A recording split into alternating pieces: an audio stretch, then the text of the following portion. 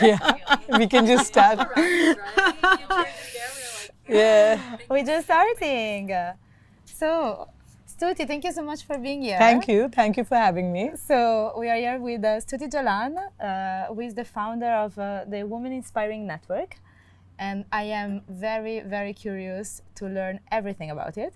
So, what really fascinates me is that you started this network fairly recently, Yes. but it grew very fast. Yes. So I am just willing to know, okay, first of all, how did you start it? And how did this idea came to you? Okay. So I actually run a communication business out of India. I represent a lot of luxury brands and I've been doing it for 2 decades. But almost a decade back, I had gone for a program in the United States, which was on women leadership. And they pick up some emerging women leaders and they imbibe in you how to pay it forward. So I was connected to women in the Fortune 500 companies in C positions like Ariana Huffington, Indra Nooyi, Sheryl Sandberg, so on and so forth. Of course, I came back to India and this was, I think, in 2011. In my own way, I would mentor some young students and so on and so forth. It was just a thought like, okay, you have to pay it forward. But I remember during the pandemic, India had just gone into lockdown and it was March of 2020. And a client of mine came back to me and said, let's do a webinar. I said, fine. But he says, I have no budgets. I said, okay, I'll do it if you have women change makers on it. And he said, fine. And, by the end of it, we did like, we had 70 speakers, 14 panel discussions. Wow, that's quite impressive. That's quite, and we had like 50% women change makers. So if we were talking about hospitality, we would have women. If we were talking about the Indian fashion designers, we would have women on the panel. And before I knew, the community grew, but it personally kept me really inspired and my team. Because you know how it was during the lockdown, clients would stop work and I didn't want to let go of any of my team members. And I think that kept everybody motivated and inspired. And the community just kept growing and growing. And, we've done like over 200 panel discussions. But it was only last year when we decided to incorporate ourselves as a non-for-profit. And till last year, we were doing panel discussions in other people's lounges. Like we did it in Davos during the World Economic Forum. We did it at Cannes last year. We did it in September at the Climate Week in New York, and we were invited by the Clinton Global Initiative as impact creators. But 2025 is different because we have our own day-long event. So we started with Davos again in January, and we had some really amazing speakers talking on gender and women leadership. So we had Sherry Blair as a keynote. We had global women from 15 different countries, and there were people from Capgemini, Bayer, Sherry Blair Foundation, you name it, and some of the top family offices out of India. And now we have it in Cannes, which is day after, and Francesca is going to be there. But again, we have speakers from Spotify, Snapchat, Samsung, GumGum, Havas, you name it. So we've got everybody. It's going to be an exciting day on And June we are 18th. looking forward and to 50 it. speakers and 10 podcasts. So that's not bad. And we've not again bad at got all. like a really global response. And next up for us is New York in September 24th. So we've already frozen our events. So Very exciting. yeah, so we are happy. We are in a happy space. So, first of all, congratulations. Thank you. Because it's very, very impressive. But I want to dig in a little bit more, and I'm curious to understand. First of all, what's your goal? What are you trying to accomplish? So we want to be able to impact at least 10 million women by 2030. Wow. And we're getting there. We've got a lot of noise, especially, when we're doing these events, a lot of people turn back and say, where are you based? And are you from India? We're slightly ahead of the curve from India because India has its own problem at a grassroots level. Yeah. But we've also incorporated the company in the United States now as a non-for-profit, and we would get our 501 status soon. But the larger goal is to be able to impact women globally. because I just feel today the boundaries are blurred. You just keep meeting people, and we just all need to sort of, we just need to collaborate. So it's all about culture, community, collaboration coming together. So I couldn't agree more, first of all. Yeah. But you use a word that is very dear to me, which is community. So in my company, social.plus, what we do is building communities. So we provide infrastructure for brands and organizations to launch their own curated digital communities.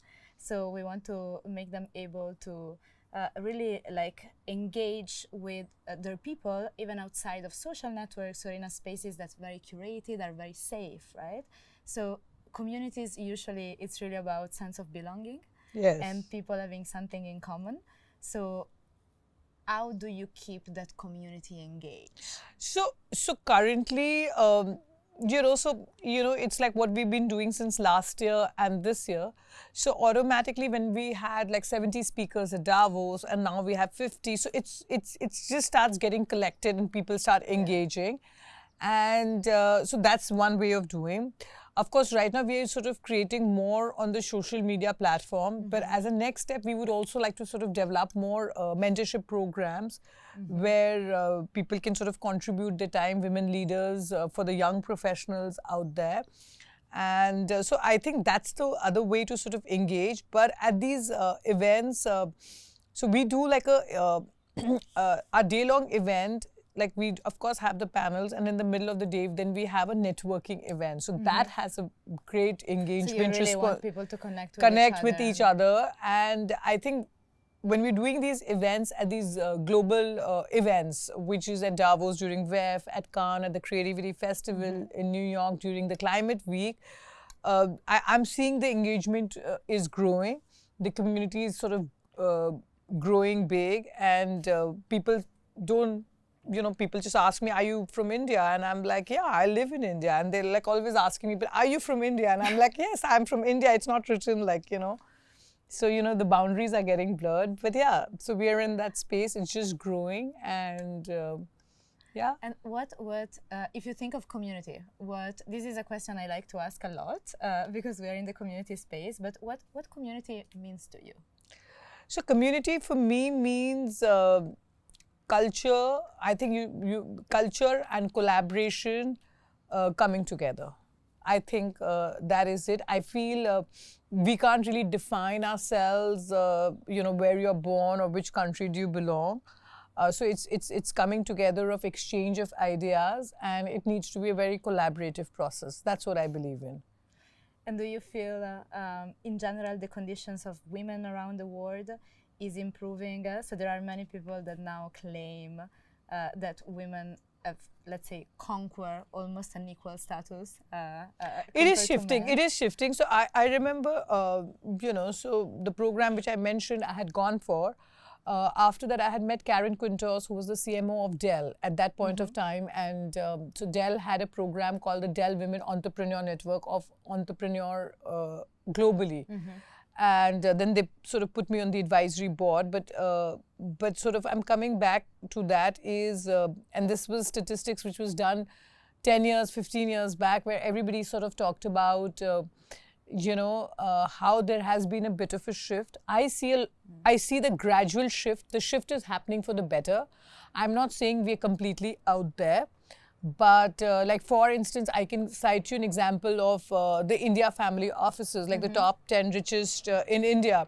So let's say if they were from a traditional family setup, and the women may not have had a role to play. They may just be handling some foundation or some part of the business. However, now things are changing, because if their own kids are going to Brown or Yale and who are in the 20s, so I'm seeing that shift in India. So what happens is, if you look at a pyramid and if you sort of influence the top rung, the penetration sort of comes down. So I can see the shift. Of course, I wouldn't say that, but we have progressed quite a bit. That's my understanding. So it's happening, but... It's happening. It'll take its due course, but the more we sort of come together, we collaborate, we exchange ideas from women out of different countries, I'm sure...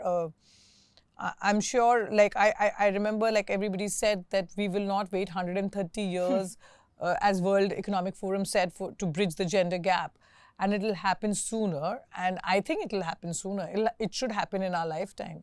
I agree, and I hope it will happen in our lifetime. Of course it should. We've been waiting for so long.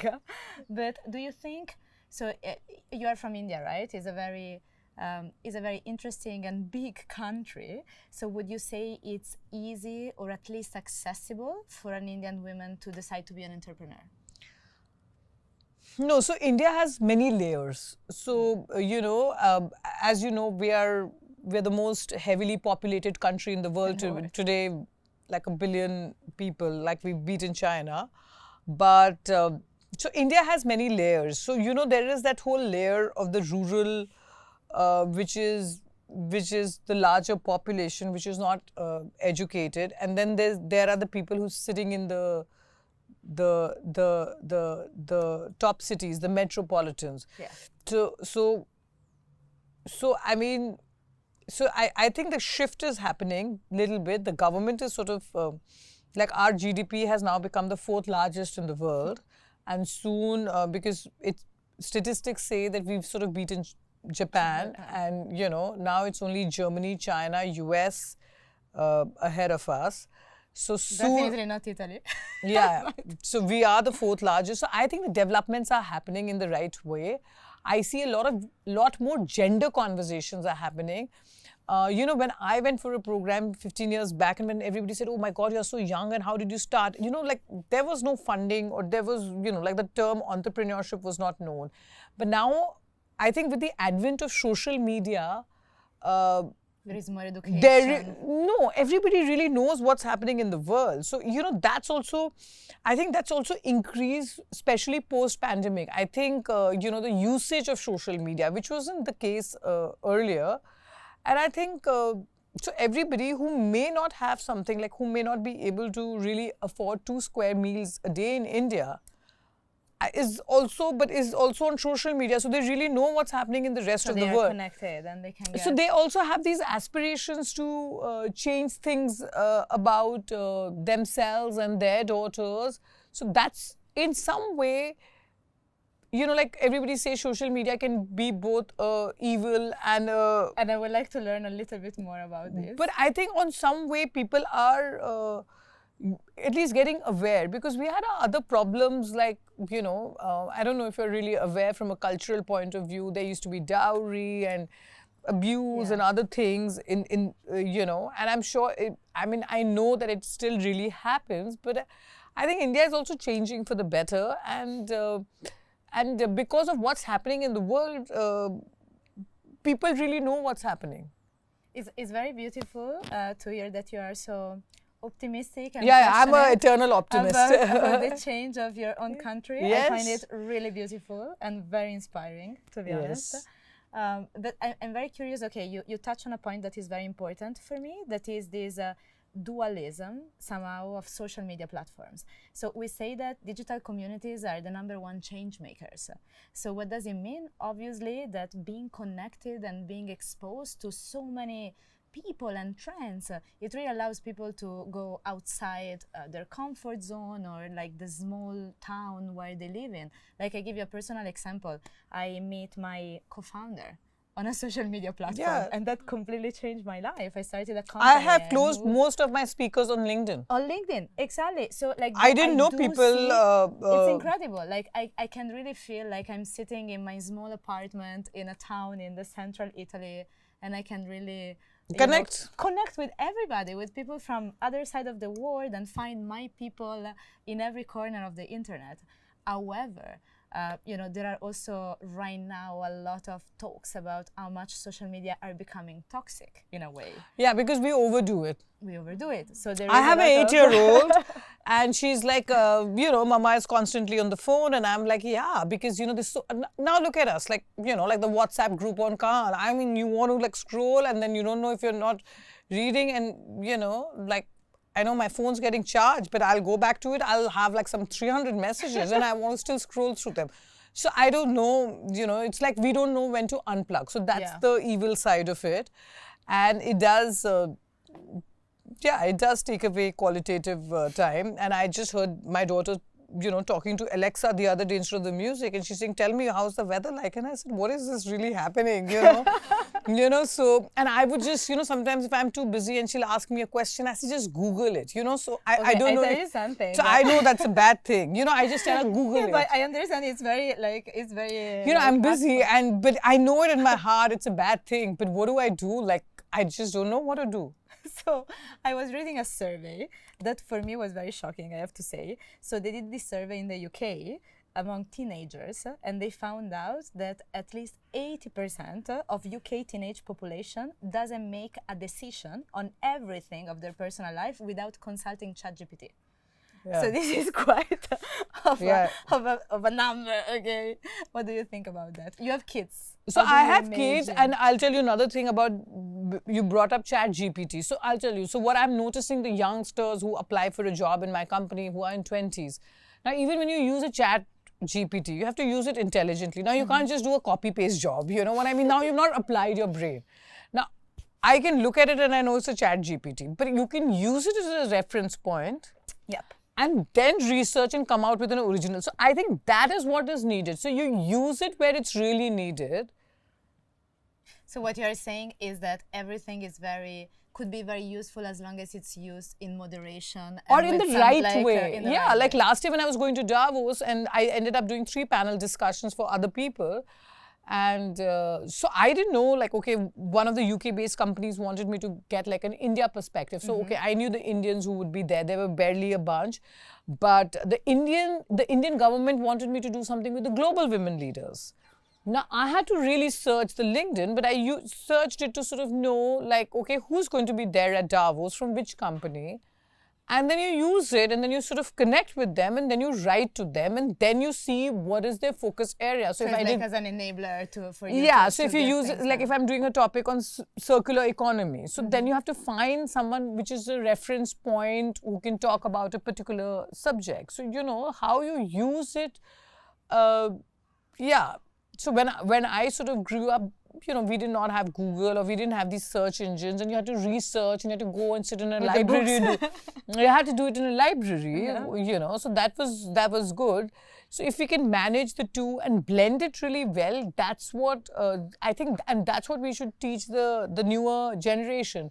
So maybe I should be telling my 8-year-old that, okay, you look at the globe if she wants to know something about, geography or the weather or something, and you use a Google or something else as a reference point. So if I can manage to do both sides of it, like you go to a library or you look at the actual things and then you look at the social, so it'll be a great thing. Making sure that we teach our kids how to think. And how to think and not just do it. And it's easier, I just said it, but I know in my heart. It's easier said than done. Huh? Exactly. When I'm too busy, I just say, just Google it. I don't know if it's a good thing. But it's not a good thing. Sometimes even for assignments, I'll say, just Google it. But and then I realize and I'll say, why aren't you applying your mind to it, So I have, for example, it really freaks me out a little bit, the fact that now on social media there is so much AI generated content that sometimes I feel I can't distinguish